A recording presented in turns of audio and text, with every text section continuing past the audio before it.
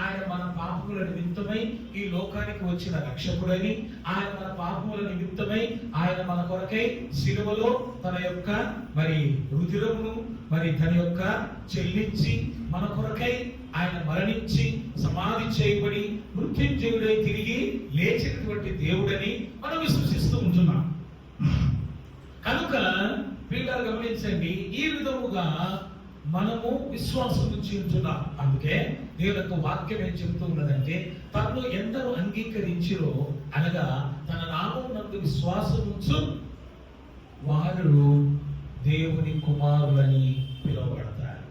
యోహాను సువార్త 12 ప్రకారం తన నామం నందు విశ్వాసం ఉంచువారు, ఆయన నామం శక్తివంతమైన నామం, ఆయన నామం ప్రభావం కలిగినటువంటి నామం, ఆయన నామంలో స్వస్థత, ఆయన నామంలో విడుదల, ఆయన నామంలో ఆయన నీకు ప్రతి విధమైనటువంటి శోధన నుండి తప్పించబడుటకు దేవుడు మనలను ఏర్పాటు చేసుకుని, అది ఆయన విశ్వాసం ద్వారానే ఇవన్నీ మనం జరుగుతాయి.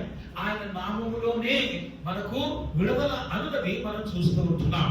కాబట్టి దైవజనులారా గమనించండి, ఈ సాయంకాల సమయంలో మన విశ్వాసం ఏ విధంగా ఉంటున్నది, మన విశ్వాసము స్థిరమైనదా కాదా, మన విశ్వాసము నిజమైనదా కాదా అనేది మనము చూస్తూ ఉంటున్నాం.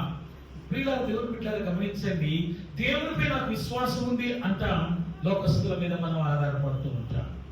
దేవుని యందు విశ్వాసం ఉంది అంట, లోకం వైపు మనం చూస్తూ ఉంటాం.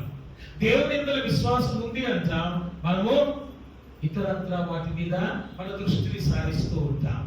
ఆ విధముగా విశ్వాసం అంటే అది విశ్వాసం కాదని. విశ్వాసం అన్నది ఏ విధంగా ఉంటుందంటే, ప్రియులారా దేవుని బిడ్డలారా గమనించండి, మా మాస్టర్ గారు ఉండేవారు ఆయన సైడ్ ద్వారా ఆయన